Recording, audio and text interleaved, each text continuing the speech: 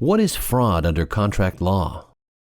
Fraud doesn't normally involve a written agreement, although it can.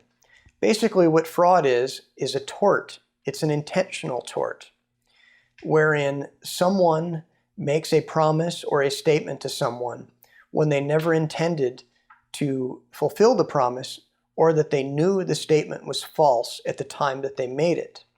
Is distinguishable from a breach of contract, wherein when one person enters into a contract and the other person enters into the contract, they form an agreement which they both intend to keep. However, under a false promise theory, which is a subset of fraud, one may argue that when the other person entered into the contract, he never intended to fulfill the contract.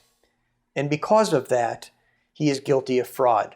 Or it could include a situation where someone has made a representation to you that was false. And because that representation was false, and you were damaged as a result of a false representation, you can now sue that person for damages. One additional benefit of a fraud case to the plaintiff is that normally a fraud case arises to a clear and convincing evidence standard, which, if met, would often entitle the plaintiff to sue for punitive damages, not just for his compensatory damages.